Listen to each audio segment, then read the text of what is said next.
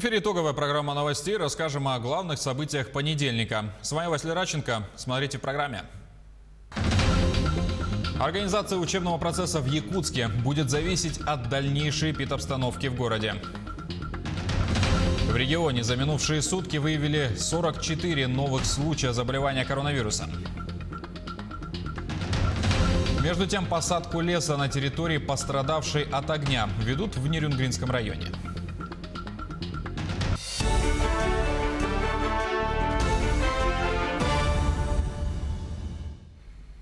Образовательный процесс в Якутии с 1 сентября будет проходить в очной и очно-заочной формах в соответствии с федеральным законодательством. Соответствующий указ подписал глава региона. Дошкольное образование будет осуществляться в очной форме. Торжественные линейки в школах, посвященные Дню знаний, проводятся для первых классов по графику с выделением отдельной зоны для родителей при условии соблюдения социальной дистанции. До 1 октября будут проведены выездные профилактические медосмотры для учащихся первых классов. До 31 декабря для всех остальных. Также до 15 октября пройдет прививочная кампания против гриппа.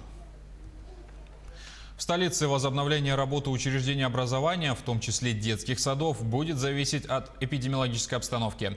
Их открытие запланировано на 3-м этапе снятия ограничений. Точные решения будут приняты после 28 августа. Если произойдет продление, то обучение будет дистанционным.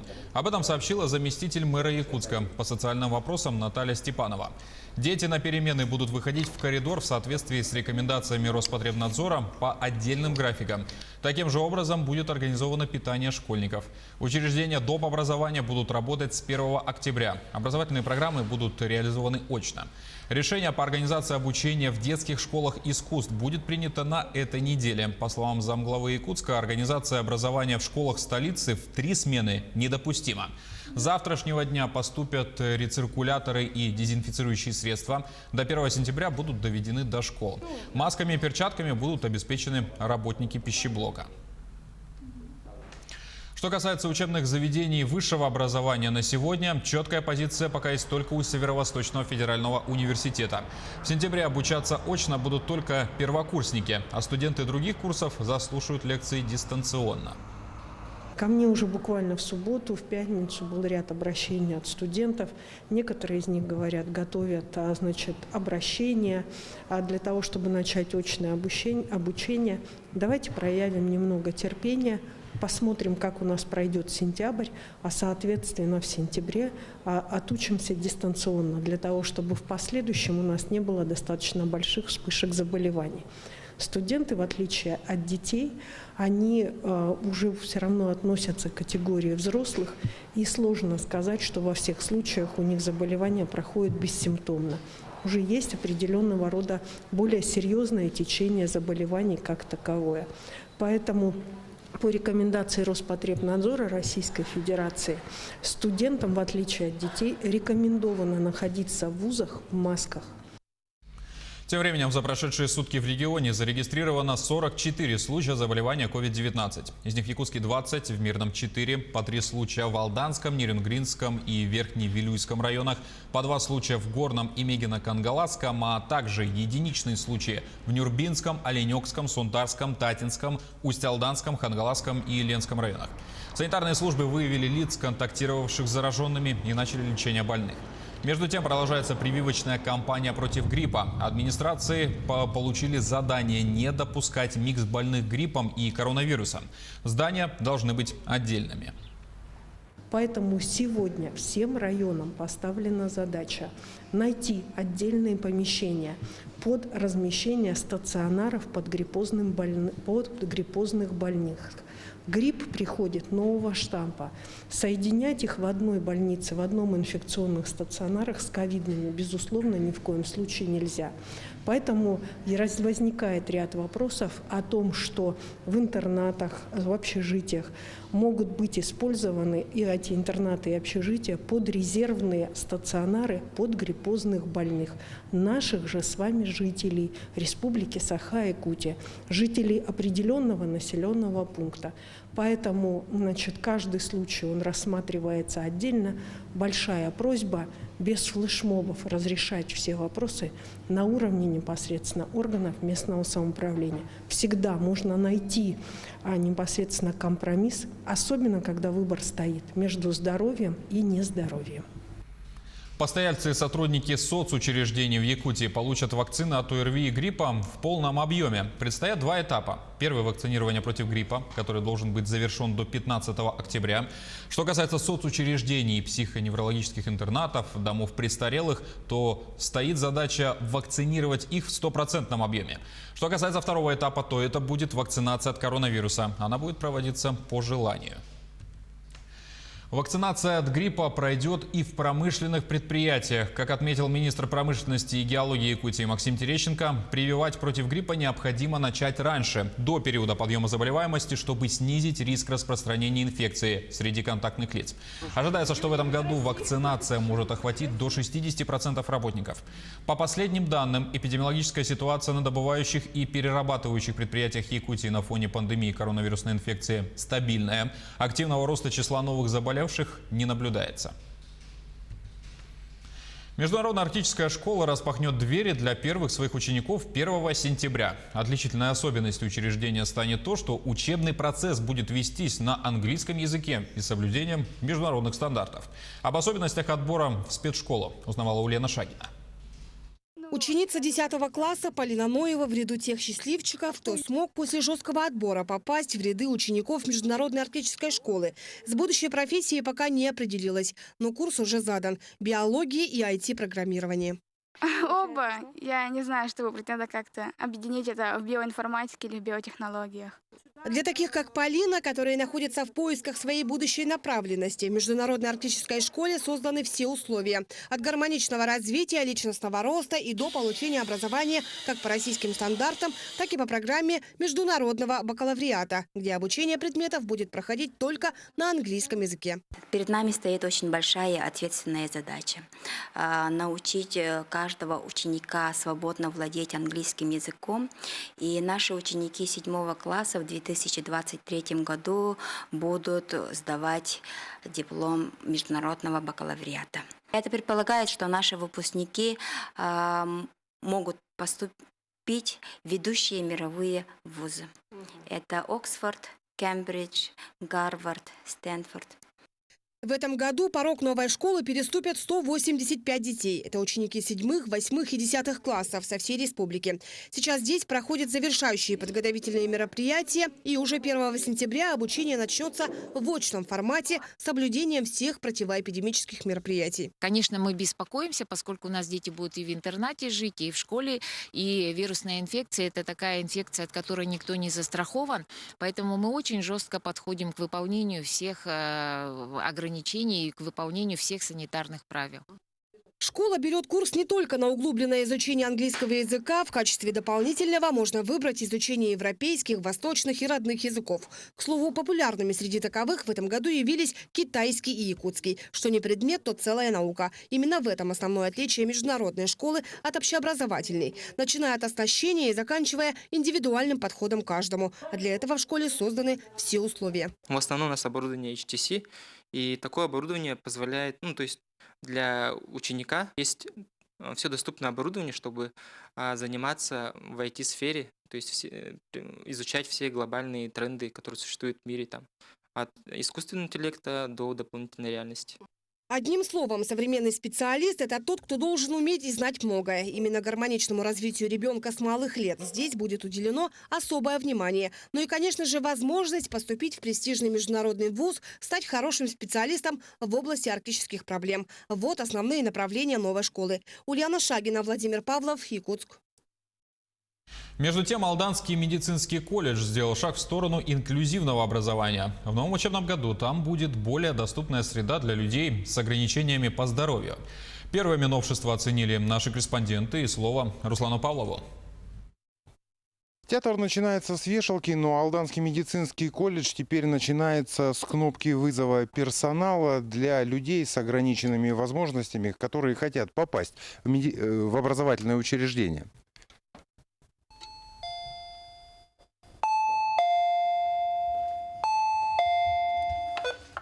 Тьюторская служба Алданского медицинского колледжа. Чем мы можем вам помочь? сейчас выйдет специалист, который вам поможет это сделать. С самого входа понимаешь, что тебе здесь рады и окажут всяческое содействие. Все указатели снабжены шрифтом Брайля, находятся на доступном уровне для колясочников, а дорожки со специальным покрытием укажут точное направление. Это не просто дорожки, это специализированные указатели для людей с ограниченными возможностями. То есть даже просто идя по этим дорожкам, они могут четко понимать направление, куда они движутся, где какой-то поворот, где тупик, где куда-то можно зайти. Ну и в принципе, учитывая ту информацию, которую они считывают уже с тактильных табличек, они могут состыковать и понять, куда они пришли и зачем. Доступными стали и верхние этажи. Лифтов в здании не предусмотрено, поэтому для транспортировки по необходимости можно использовать специальный подъемник. При помощи вот такого гусеничного транспортера, причем российского производства, инвалиды-колясочники смогут подниматься на более высокие этажи.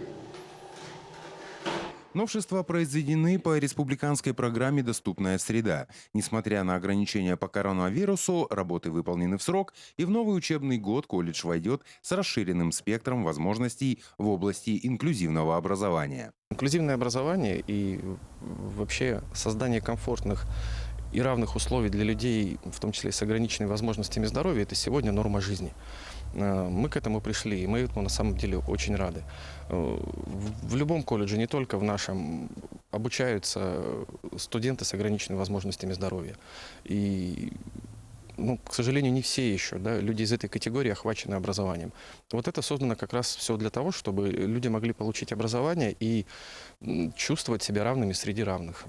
В медицинском колледже есть студенты с ограничениями по здоровью. Теперь, по мнению руководства образовательного учреждения, дорога к знаниям открыта всем, кто прежде не решался войти в Алданский медицинский альма-матер. Руслан Павлов, Сергей Шипачев, Алдан. Уже в эту пятницу, 28 августа, начинается прием заявок на получение статуса резидента арктической зоны. Претендовать на него смогут зарегистрированные на территории Арктики юрлица и индивидуальные предприниматели, планирующие реализовать инвестиционный проект с капитальными вложениями не менее 1 миллиона рублей. Резидентов ждет нулевая ставка по федеральным налогам на прибыль на 10 лет. Сниженные страховые взносы во внебюджетные фонды до 7,6%, также на 10 лет, и другое. Перечень потенциальных резидентов арктической зоны формирует Корпорация развития республики и Министерство по развитию Арктики и делам народов Севера. На данный момент идет подготовка заявки от региона, которую направят к старту отбора. В Госуниверситете Баумана разработали технологию изменения структуры льда. Ее планируют использовать при строительстве взлетно-посадочных полос в Арктике. Сейчас рассматривается вопрос ее применения в интересах Министерства обороны России, чтобы сажать на таких аэродромах тяжелые военно-транспортные самолеты Ил-76. Об этом рассказали на форуме «Армия-2020». Проект подразумевает создание быстро возводимых ледовых аэродромов. Это достигается за счет модифицирования ледового покрытия с помощью специальных химических реагентов, которые позволяют осуществлять посадку авиатранспортных средств на подготовленную ледовую полосу. Проект носит название «Площадка» и предназначен для материковых территорий Заполярья. Задымленность и запах гари наблюдается в Мирном из-за лесных пожаров на территории соседнего Сунтарского района. По состоянию на сегодняшнее утро в зоне контроля лесничества находятся 17 очагов. Число зарегистрированных термоточек снижается. Угроза населенным пунктам и объектам экономики отсутствует. На сегодня в лесах Мирнинского района прогнозируется 3-4 класс пожарной опасности леса. Посадку леса ведут в Нерюнгринском районе. В соответствии с федеральным законодательством его должны садить больше, чем вырубают. Всего в Якутии должно появиться 10 тысяч саженцев ежегодно. Сколько из них приходится на Нерюнгринский район, знает Тамара Игнатьева. Сотрудники организации «Якутлесресурс» местности Налды ведут посадку леса на площади 240 гектаров. Всего около 500 000 саженцев. В настоящее время работы по компенсационному лесовосстановлению на данном участке близки к завершению. Мы это еще и приурочили к всероссийской акции «Сохраним лес», который по всей Российской Федерации у нас действует. И вот в рамках данной акции будем сажать саженцы, где-то 480-500 тысяч саженцев. Помочь в подготовке почвы и посадке саженцев откликнулась хабаровская компания «Растим лес», которая имеет опыт по выращиванию посадочного материала с закрытой корневой системой. Подготовка саженцев, адаптированных под Якутию, шла в течение 4 месяцев. Мы видим, что саженцы сегодня чувствуют себя хорошо. Надеюсь, на следующий год приживаемость данной технологии очень высока. Мы ее используем уже на протяжении 25 лет в Хабаровском крае. Ну и надеемся, в Якутии тоже начнут колосить и возобновляться искусственные леса, созданные вручную. Специалисты считают, что почва на данном участке идеальна для посадки сосен. Надеемся, что лет через 20 на месте горельников Налды будет выситься шикарный сосновый бор. Тамара Игнатьева, Захар Головин, Нерингри.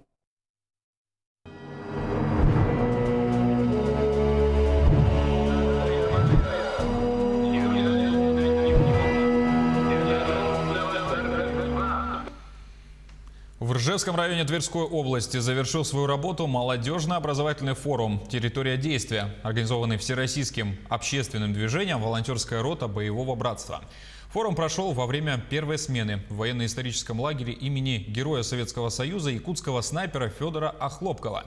Подробности узнаем у Максима Кардозова.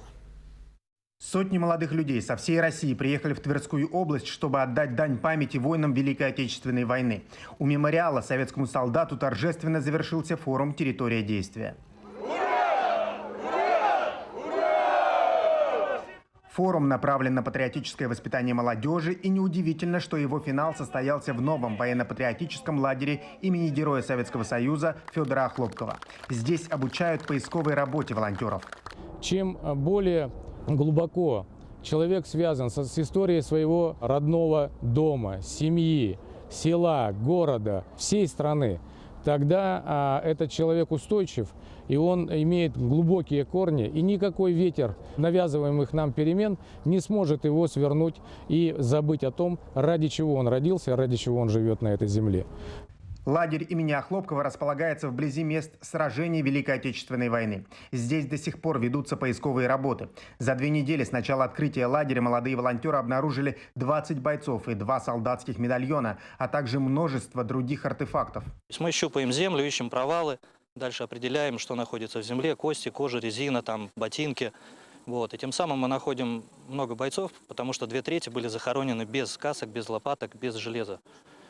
Поэтому и результат такой работы. И я считаю, что это такое, знаете, своего рода служение. Служение своей стране, своему народу. Именно благодаря самоотверженности поисковиков стали известны более 500 фамилий якутян, погибших в боях под Ржевом. И эта работа будет продолжена. Причем планируется сделать лагерь имени Охлопкова круглогодичным. Это поможет увековечить имена тех воинов, которые до сих пор покоятся в местных братских могилах. Максим Кардозу, Джур Березкин, Александр Парфенов, Тверская область. И на этом программа подошла к концу. Спасибо за внимание и до свидания.